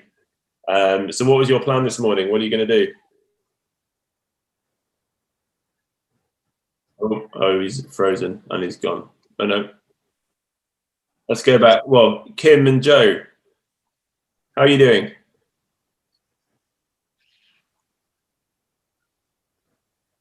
Who's on first? Kim?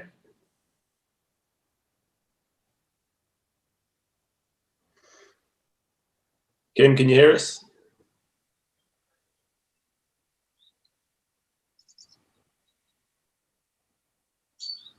Yeah, you're not on mute.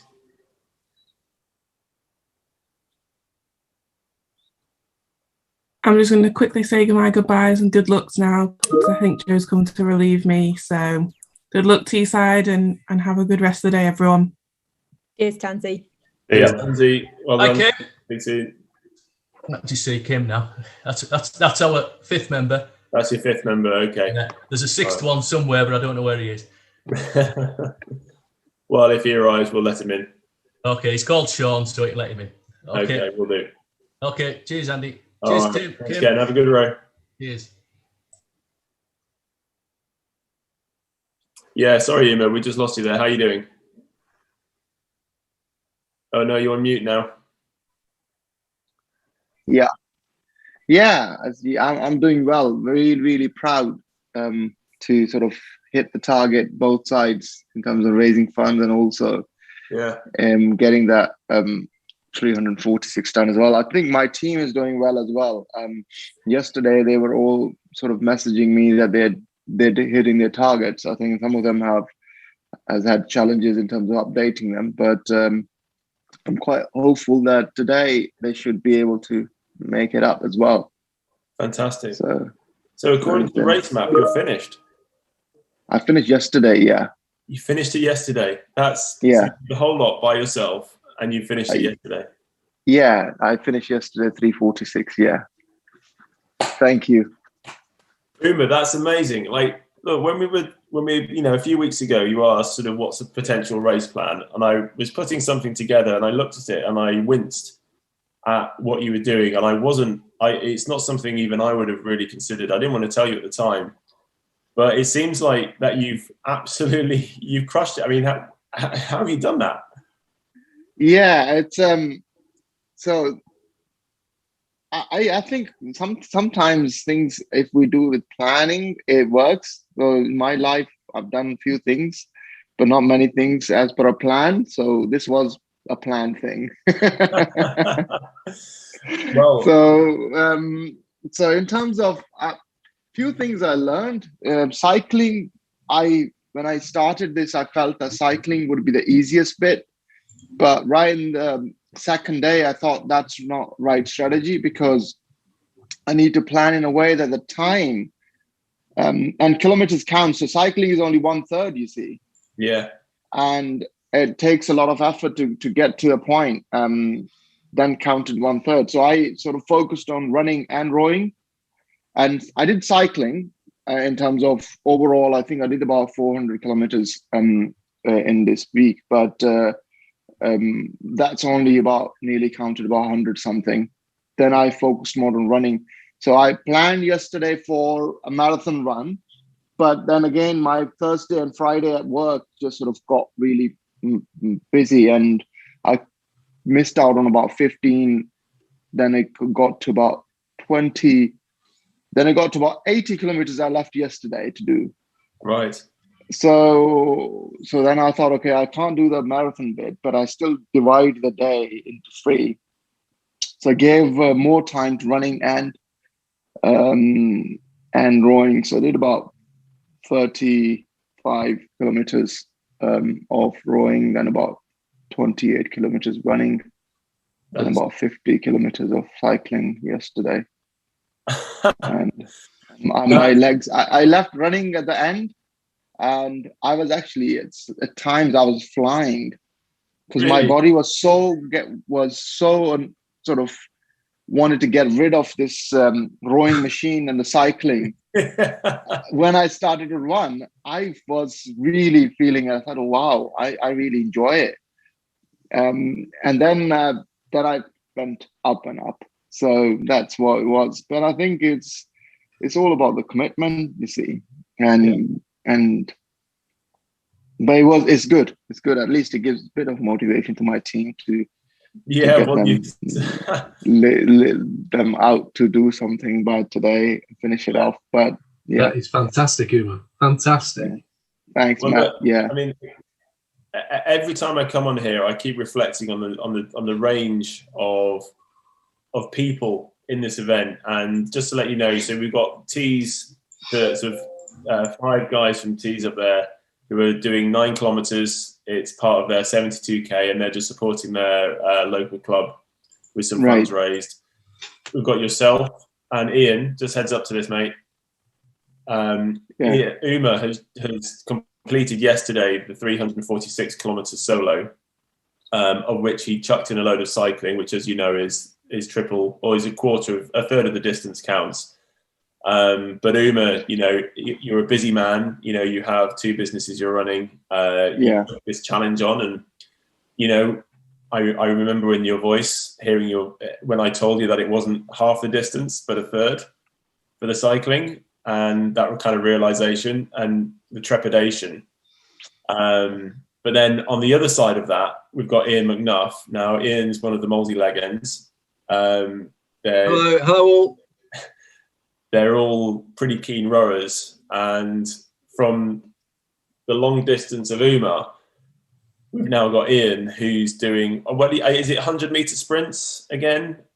Is that yeah? We've got our team of 8 all doing sets of 100 meters. So we are going for the extreme end, the short end. The short end, which is a whole new experience as well. So, and yeah, so I mean, looking at the scoreboard, you know, yesterday we had Imperial College, who were kind of the fastest team on the block at 1:22.9 average pace, and we've already got the multi-leg ends now snuck in front at 1:21.9.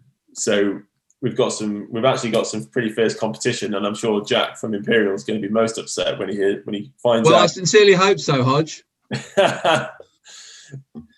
Well, I mean, you're an old bunch of guys. I mean, sprinting is a young man's sport, isn't it?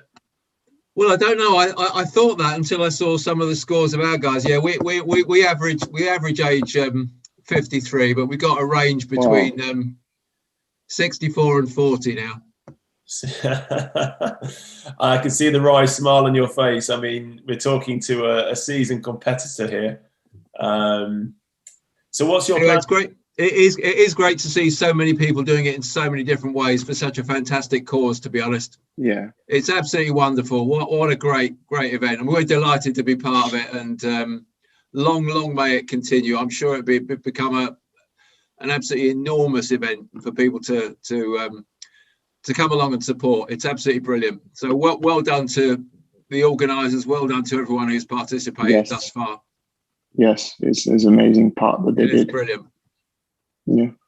I wanted to add one thing here, that although I was doing this, I didn't know how many people and who is participating until right in the middle, and the most inspiring thing I could see was coming from Paravengers. I mean, that's something that gave me a boost to say that, look, you could do that. And again, Andre finishing it by Wednesday as well. I mean, Ian is absolutely right. It's it's a phenomenal to see how amazing it is. Different parts, different people coming along together. Yeah, such a brilliant cause. It's amazing to see that. There was I'm really proud to be part of it. Well, thank you very much to both of you for that. There was a comment early on, Andy, wasn't there, from Pete Reed around Paravengers, around how many good legs they had as a team between them. and you reduced that by 2 by getting yourself a chair. So I think it was 6 in the end. 6 good legs in the whole team to get them around the distance, which is just amazing.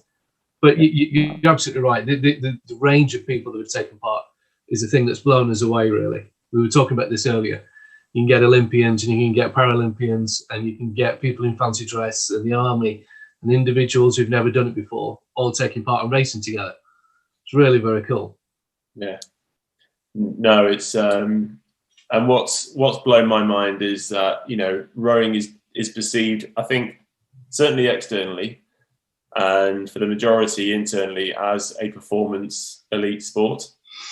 And I think what we're starting to lift the lid on is actually how big a community of rowers and people, you know, maybe not a lot of the corporates didn't row, they cycled or ran, but they're starting to see rowing as something more than the elite side. You know, there is a huge community of people who want to do good stuff, and it's why we have 180 teams. It's why we've got the best part of 1,500 people in this event. And I think for the first time, we're taking that inclusive part of rowing as a sport to a bigger audience. And that makes me very excited about what this event can do, not just for London Youth Rowing, not just for the individuals involved, but actually for the whole sport. So, you know, Uma, I think you said you've had a machine for a while, but you've never quite used it with the same drive that you have this week, and maybe that's seeded a new a new pathway for you in the future. But I think we're doing something very, very cool here for the sport, and I think it's almost, I'd say it's important more than it's just a nice thing to do. It's really cool. Indeed, agreed with that. Yeah. So what is your next steps then? I've been asking this to everybody who just finishes an epic challenge, to that sort of that disgusting question of, you know, you've not yet wiped the sweat off your brow and here it comes. But, you know, do you have any thoughts about what you'd like to do next? I mean, is this sort of seeing a few more challenges, or are you very content now to sort of take a good rest? No, it's actually 2 things. Whilst within last week, I joined a friend of mine in participating in a marathon later part in October. And then this year I developed a sort of a new passion about mountaineering. So I'm thinking about going to, after 12th of April to Scotland and doing this 3-peak thing.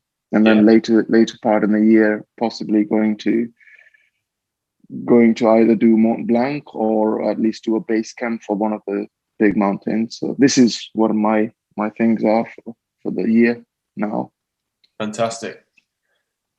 Well, yeah. I mean, what experiences there'll be. I've never done any of those myself, but it's, I mean, that's what life's about, isn't it? Pushing boundaries. It is. Yeah, it is. And this thing has sort of given me that sort of opportunity to get out from in front of the computer and do things that are or should be that in life we should be doing. I think that's what it is all about. You're absolutely right. I sort of spend money on this rowing machine, and I used to sort of, in my one side, feel guilty about it, that I'm not really taking advantage of it. I think this week I've done well. Yeah.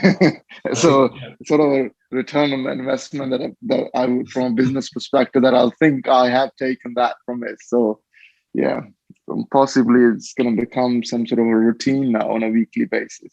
Yeah. One question I have is that, what if there was no COVID? How would this event roll out? Is it like a live thing that normally was happening in the past? So yeah, we've had this is actually the third Race the Thames. The first two happened at the Copper Box, but it was certainly then it was a small event alongside a much bigger event called N-Jerk, which is the National Junior Indoor Rowing Championships, which is an event that London Youth Rowing has been running for the last, correct me if I'm wrong, 15 years. Matt? Ish, yeah, 2007. Yeah. And that N-Jerk gets kids from state schools from across the country, and they come down, and what's probably best described as a frenzy of activity. It's, for those kids, it is their kind of performance of the year. For many of them, it's part of their, for some it'll be part of their performance for the year. But they all come down and congregate in this amazing arena and take over, and it's just phenomenal for a rowing event to see rowing in such a light. But yeah, and Race the Thames sprung up out of that. We were appealing to corporates, and it was sort of mainly aimed as a corporate fundraiser. And when COVID hit, we obviously, the thought was to take it virtual, and we were hoping to get, again, I think we initially started out with maybe 30 teams as a target. Right. And see if we can kind of keep the event going. And I think we've unleashed a bit of a beast.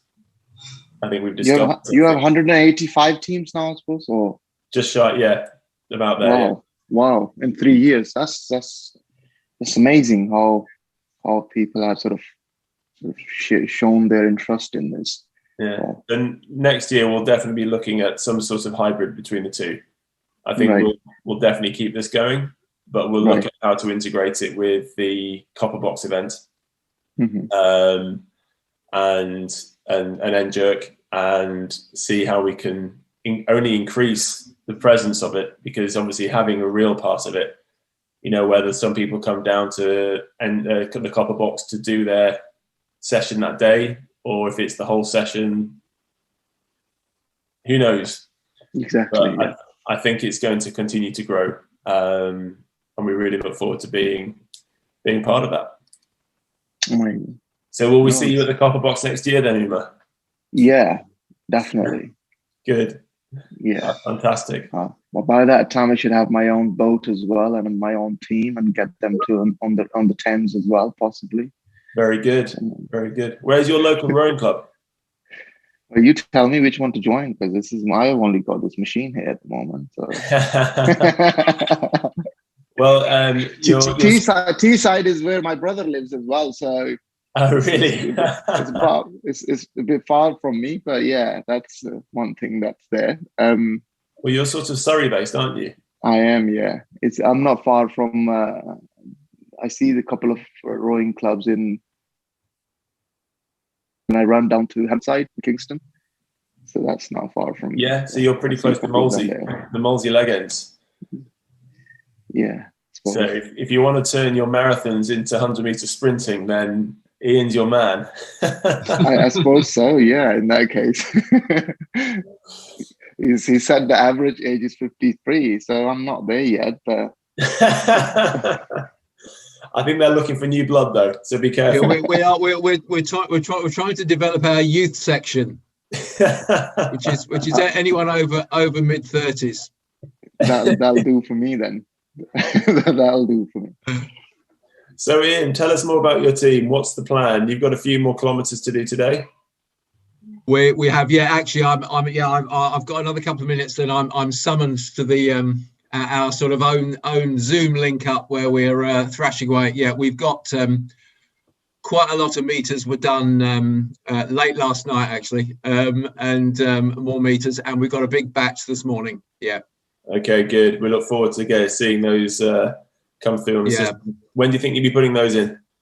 Well, I'm not sure. We might play it a bit tactically, seeing as Team GB haven't started yet. Which reminds me, I need to go and chase that. I'll find out what their plan is. Yeah, there are. But it looks like we're going to have a good fight with our friends from Imperial, which would be great. So good. Well, we'll try and get Jack on later, and we'll see if we can find out what their plan is for their last 22. Yeah, I think they've got much less to do than us. So yeah, they've what's the phrase? They've bolted early. So yeah, they've gone early. That's it. Right. Well, look, Ian, have a good one. Yeah, we'll do. I've got to shoot. Thank you, guys. Lovely to see everyone. Well done, all. Thanks, fantastic so far. If you've got to keep going, keep going. Yeah. Okay. See ya. Cheers, Ian. Bye. You want to press a button? Right. I realised that they'd actually just snuck ahead of Imperial in terms of. Oh, sorry, just on mute. Right. No, I hadn't realised that the Molesey Leggings had just snuck ahead of Imperial on average speed. I guess at some point last night, since I last checked the scores. Yeah, they're. I think they're quite well. It's Molesey, so they can't be quiet about it. But they're relatively confident that they're going to actually move that score on a fair bit as well. So we might be seeing some rather strong performances coming through. Certainly a new standard set. And we need to get on to Jack and warn him so he can try and respond. I mean, yeah, anything where they're averaging in the low 120s is pretty impressive, isn't it? Yeah. Yeah. Right. I am going to chase up the GB team and see what they're planning. I'll be back in a minute. In a minute. All right, guys. I'm going to shoot off and have some breakfast. So thank you very much. And amazing stuff. Take care yourself. Speak to you all soon. Thank you. Yeah. Thanks. You take care. Cheers. Thank you, mate. Cheers. We'll speak soon.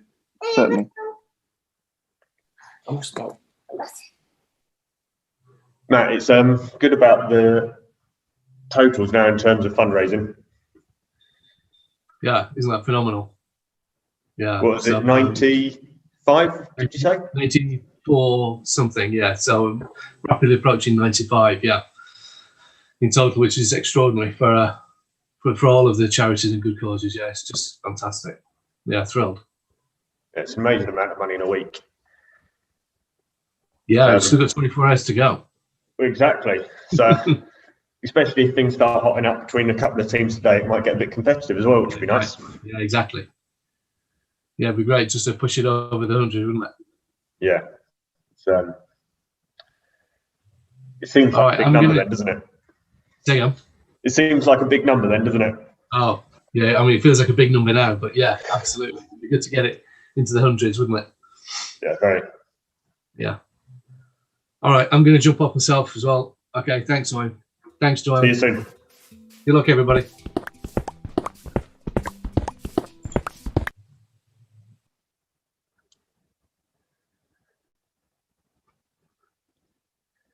How are you doing, Joanne? Are you not been... Oh, sorry, Tom.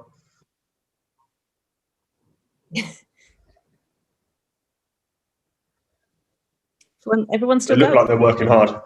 Yeah.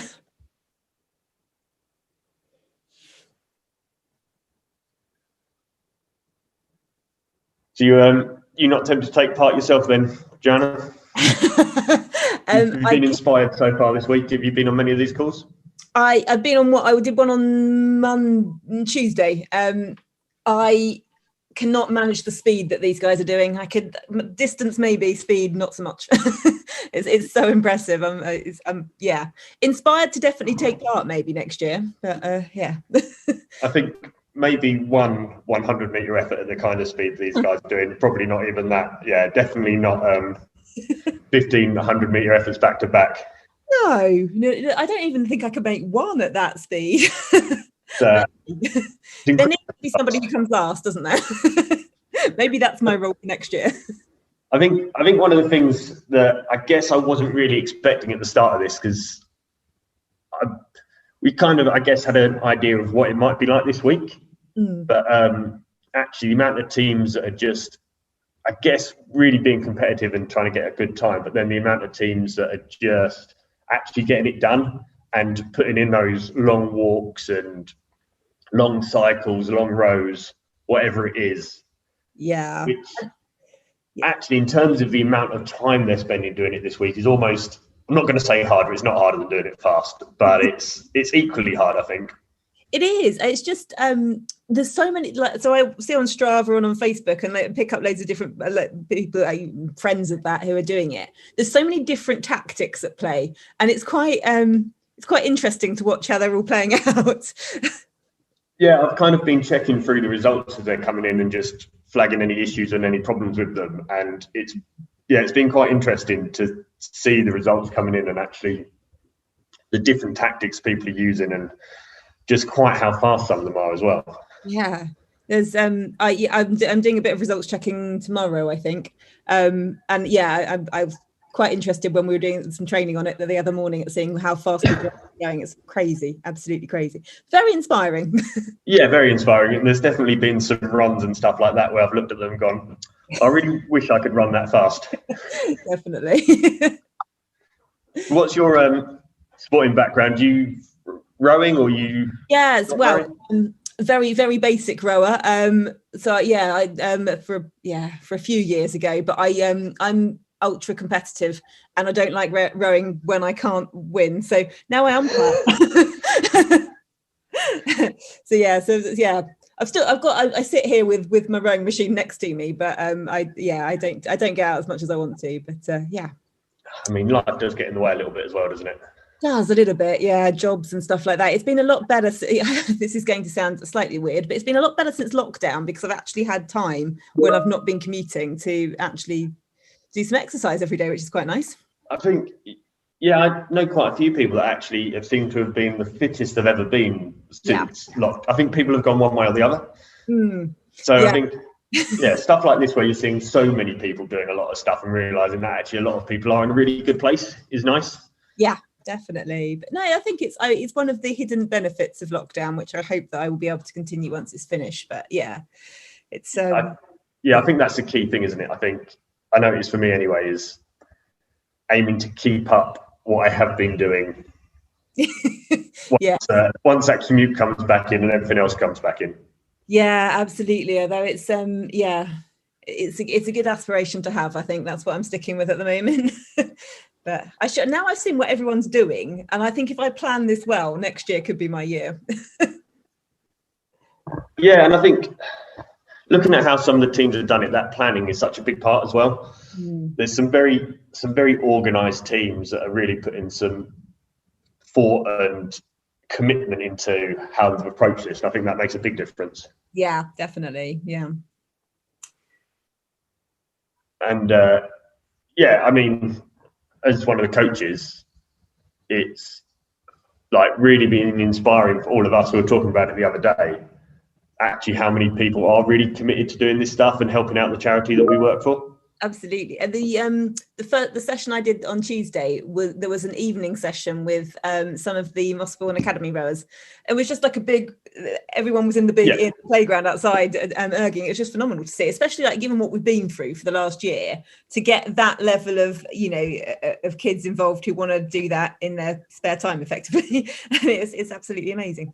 Well, fingers crossed they should actually be out on the water down at Royal Docks tomorrow. Fantastic. But I am looking out the window and seeing how windy it is, so we'll fingers crossed that the wind is okay for them. It's very windy there at the best of times, isn't it?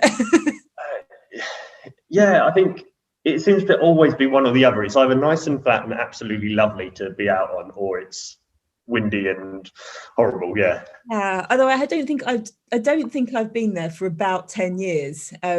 But it was a horrendous day when I was last there. That's my abiding memory of it. Is just being windy. I think I've been lucky that I guess when I've actually been out there myself to do stuff away from work, it's normally been nice. I think I've just hopefully got lucky. Yes, that's very lucky. But I was thinking that in the because I live up in Ely, and we've got obviously the boat race next week, and I have been out on that river training some mornings where the wind has been absolutely horrendous, and you sort of think, oh God, I hope it's I hope it's not like that. Keeping everything crossed. Yeah, you just have to. Sometimes you just have to get on with it, though, don't you? Definitely. And I suspect after, well, I guess, have you lot been about 3 months since they've been on the water? I guess it's going to be good to get back out there, isn't it? Or are they have to go through school? I suppose they must be through school. Yeah, I think Mossbourne were doing sessions just up until the Tier 4 change just before Christmas. Yeah. I think I'd go out in whether how windy it was or not after that much time off.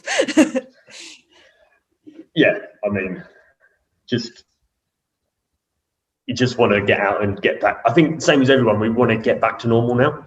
Yeah, it's definitely time for it, isn't it? So I think we've come a long way. Yeah, fingers crossed it will all be back. Fingers crossed. Yes.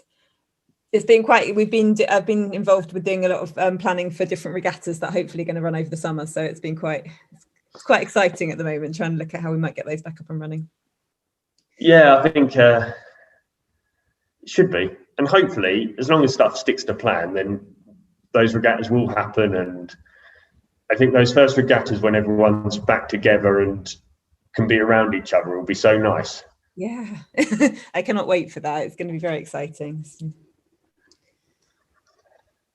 Which regattas are those? Any kind of big ones you're involved with? Yes, I'm involved with Junior Interregionals. We had a meeting about that yesterday, and I'm involved with Masters. So yeah, we've talked about hopefully running that on the 12th of June, I think it is. We're planning. So yeah, there's some other ones going on in my region as well. So hopefully there's a bit more. There'll be a bit more for people to do this summer on the water. Hopefully. Yeah, I'm sure there will be. I mean, it can't stay like this forever, can it? So. No, it can't, and it's getting. I mean, the numbers seem to be getting a lot better. So, not that they mean anything to me because I'm not a scientist, but it's the graph looks nice. I missed it earlier. Do we know what these guys are doing in terms of their session this morning? Tom, do you know if you're still there? All I know is on Twitter, I saw a lady from Tees yesterday who said that she'd done, I think she'd done 9K in one go.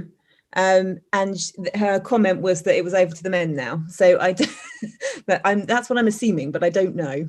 Is it Lucy? The thumbs up. That was from Tees? Yeah. Did it in one. I think she did the whole 72K yesterday.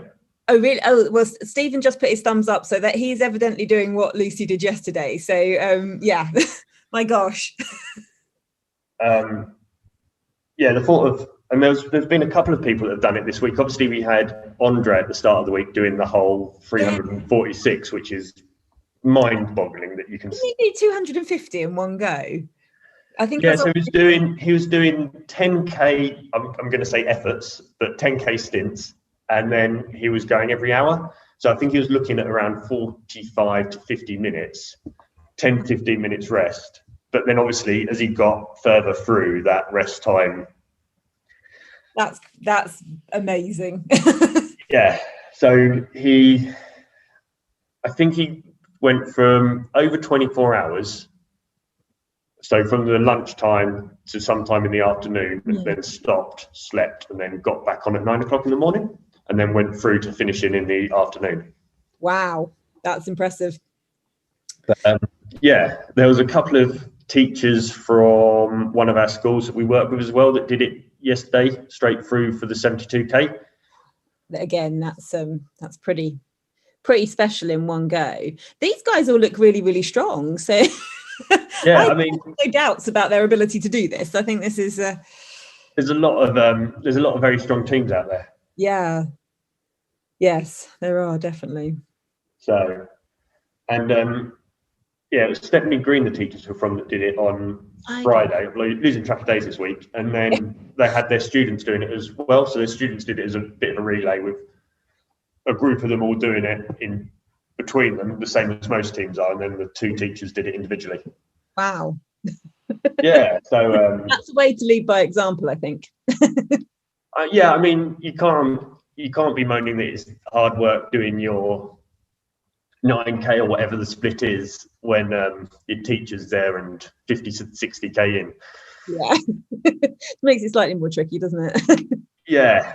So yeah, but it's good. It's nice that we kind of go into these schools and hopefully make a big difference in the schools. But then the schools repay us by doing stuff like that for the charity, which is incredible. It's amazing, actually. The project itself is just phenomenal, really. When you look at what it's done for rowing in communities in London, it's absolutely phenomenal. And it's such a great way to do something like this, to engage everyone, to make some money. As I say, I will definitely be more involved next year if I'm able to. Good. Thank you in advance. Actually, a friend. I'm hoping that Tom got that on record, so we can hold it.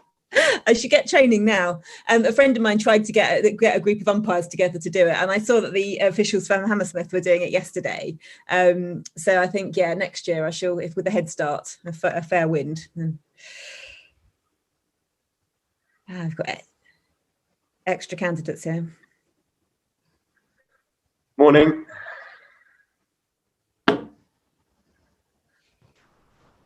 Nice grey day to be running. Yeah. Morning, James. How are you? How's the Spitfire team doing? Tiring. Oh, you got this. Last 50k. I don't think my video is working on it. I've been watching the videos that your team's been putting out on YouTube. They've been great. Yeah, so I'm probably going to mute and just have this on while I'm erging. So that's all right. I'll just be lurking. You go work hard. Yeah. Cheers. Thanks, Owen. Thanks, Joanna.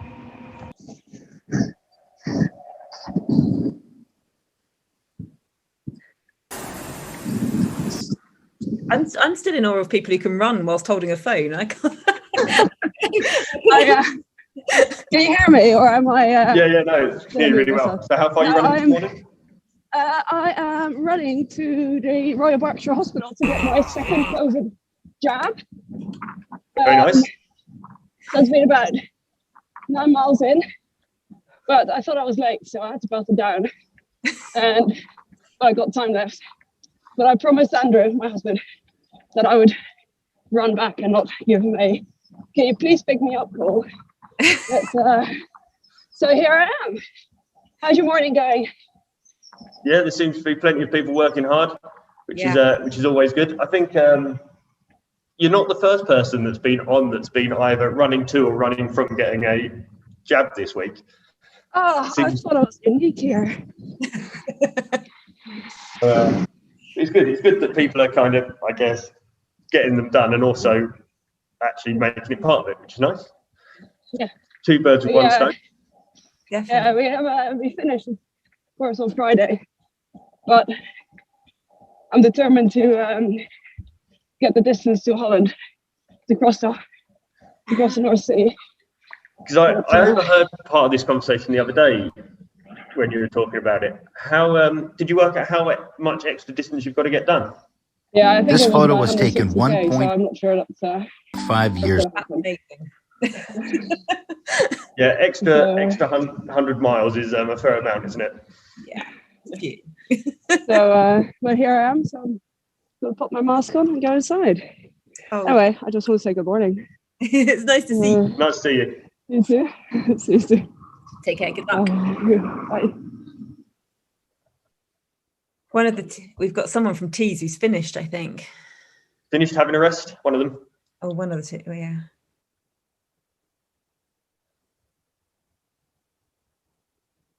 was just going to see what distance. Trying to work out how to put the time in.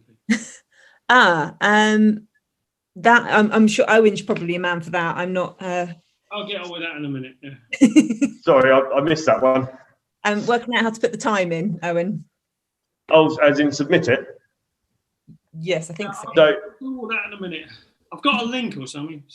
Yeah, if you go on the link, put in your name, put in your distance in kilometres, your hours, minutes, seconds, and then a photo of your ergo screen.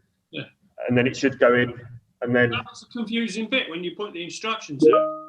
You said send a photo, and I thought, why does he want a photo of me? And I sat there and I was thinking, and I thought, why? I had to ask him, and he said, no, you nugget. Yeah, it's just so when they come through on the system, obviously some people put some typos or type stuff in slightly wrong. So it means when it flags up that it doesn't look right, but we can go and check it, and we don't have to phone around and try and find out what the actual results were. Mine was a few seconds longer because I didn't know how to stop the clock without deleting everything. So I had to go and get my phone. And anyway, yeah, right. Okay, guys, I'm on with it now. I'm going to have a shower. Well done. See you later. Keep up the good work. Yeah. Oh, we've got 2 more. They're all finishing now. Hi. How'd you get on, Kenneth? What kind of distance did you get done? 9K.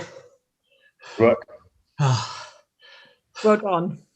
Was it straight through one go, or did you do some intervals in there as well? No, straight through. Straight through, 9K, yeah. We're all athletes at Tees, even the old guys. Good, that's what I like to hear. Yeah, absolutely. How's the pace? Nice and consistent, or did you slow down towards the end, speed up towards the end? Well, the last 300 I speeded up. But that was about 23, 22. I think you would... Sorry, Stephen, say that again.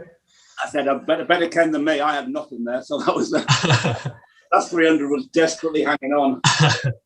I think you were saying this actually just as I joined the call this morning, but what is it you're raising money for? Is it for your rowing club? Is it for a charity? Yeah, we've got a fund for para rowers. We've got quite a big para section. Oh, nice. So Lawrence Watley came from our group. And for the juniors as well, we got some decent juniors from disadvantaged backgrounds and things, sort of really to help their groups. Oh, great. I think any club where they can kind of, I guess, get behind and support those other people in the club it's just a nice community spirit, isn't it? Yes, yeah, we've done a fair bit of that. We did the world class start thing. Okay, so yeah. I've forgotten her name now. She won gold at Oakland. Sorry? Kath Courtland, yes. Kath Courtland came through our World Start programme, and Lawrence Whitley and the Paras came through. So we've always tried to support that. Have you kind of set yourself a target for what you want to raise, or just see what you can do? No, just getting 8 of us alive at the end of it is the target. I mean, you look like you're pretty much there, aren't you? Is it just Roger finishing off now? I think Roger's finishing off. I don't know where Kim is, and Sean hasn't made it because he was a late sub. There's one of our guys who hasn't been feeling well, and he finally got a hospital appointment at 8:45 this morning. So we had to bring Sean in, who was opted out because he was injured, and we dragged him back in. So I think he's staying not to be on the screen, I think. Hopefully the injury isn't too bad that he can do. I think there's been a few subs this week with teams that have had someone that has either got COVID or got something else going on. So just adds a little bit of extra challenge, doesn't it? It does, yes. What about from the fundraising side? Have you kind of reached the target you wanted to get for that, or are you still working on it? I think it was just a matter of doing something between us all. I think it wasn't really the fundraising. We've done a fair bit of that in the past. Okay. So that there's obviously we haven't bought any new boats or anything, so there's a fair bit in the club kitty to go around to fund, particularly the adaptive rowing and the juniors So that's the main focus. And we finally, after 4 years of training, finally got a new 4 for our squad. So unfortunately, we haven't had much chance to use it. No. In time for Masters. Yeah. I presume you're getting back out on the water next week, are you? Are you hoping to anyway? Hopefully on Tuesday. That's the plan. I think for me, Tuesday's going to be my first session back out on the water as well. Quite looking forward to it. I mean, it's the longest I've not been in a boat in my entire life, I think. Well, most of our squad came sort of fairly late to rowing. After doing other sports or doing nothing. So we've got our squad is probably known as the boozy squad. So we tend to focus on opening the bar first and worrying about rowing seconds. Priorities, you know. Yeah, absolutely. Oh, Roger's just finished as well. Well done, Roger. Good work. Yeah, Roger's our endurance athlete. He does marathons and half marathons for fun. Yeah. There's always one. Yeah. Oh, is he going to speak to us? No. So I don't. Dick signed off. Kim came on for a while, so I don't know where Kim is. He's probably opted out. Are you the Tees Infinity gang? Is that your? No, we just Tees Men's Masters. Old gates. Okay. Going to see if you've got any. Oh, so yeah, you just got the one result in at the moment, haven't you? Yeah. Yeah. Oh no, 2. There you go. I'll make sure I keep an eye on this over. So you're currently 206 average. There you go. That's all right. The first 18k. That's not bad. Who's the second one on? Nick is on. Who's the second one on? I don't know. I'm just looking at the totals, to be honest. I've not seen the individuals. That's the next job. Try and work out how to do that. Yeah. If you've got any problems, just come back on, give me a shout, and I'll talk you through it. That's all right. I'm sitting in front of the spreadsheet at the moment, so I can see when stuff comes in. That's all right. I got my one in all right, so I'm sure it'll be fine. You all right, Roger? Yes, thank you. Yeah. Good. What time do you do? You Sorry? finished about before me, I think. Yeah. What was your time? 35, 40 something. Whoa. Very good. Dave? What was ours? About 37 and a half, I think. But very good.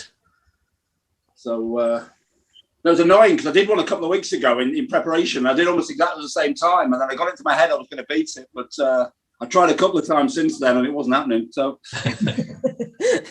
it's a long way, 9K. I'm afraid it plays in my head after about 4 or 5K.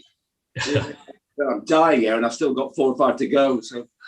I think it's anything, isn't it, between that kind of 20 and 40 minute mark. The level you've got to work at to go hard is just uncomfortable. Whereas you slow down a bit and do the hour and a half, it's almost easier. Yes, absolutely. No, it's a straight. I haven't really done a 9K proper, non-tidal race, so it's a strange distance. So. Yeah, I mean, it'd be much easier on the river with the flow behind you, wouldn't it? Yeah, it's a downhill. Yeah. Just do it and get on at Teddington and let the flow take you down. It'll be fine. But no, I must admit. I mean, obviously, I was listening to what you to the chat while I was rowing. The idea of just doing 100 meters and then stopping sounded quite interesting. So. I think we should have broke it down into 3 lots of 3, shouldn't we, Steve? The trouble is, it would have really hurt 3 times then. So. Yeah, I mean, seeing some of the scores come through where people are doing like. I think one of the ones I saw was 100 meters on times 15 with 8 minutes rest, and just being around a rower for that amount of time doing those efforts, it almost seems worse than just doing it. Obviously, it's quicker, but But I mean, I guess it depends what the point is. I mean, this as much as anything, this was just something to get motivated for, because otherwise. I mean, I'm sure we'll do it. You just flog away on your bloody rowing machine for no point, don't you? So, at least if you've got something you're aiming for, it's a bit of I guess it's the same as kind of the Zoom Ergo stuff that's been going on. Just having other people around you, even if they're just chatting nonsense, it just helps, doesn't it? Yeah, definitely. definitely. Right, I'm going to go and get a shower as well. Thanks for organising all this, you guys, and thanks to Ken for making it a bit. Okay. Well done. Well done. See you on Tuesday, Steve. Yeah, absolutely. All right. And thanks for all the support. Yeah, well, thank you for organising it and all the effort. Well done, guys. Organising. Thanks a lot. Cheers, Roger. Cheers. Bye. Bye. Bye. Thank you.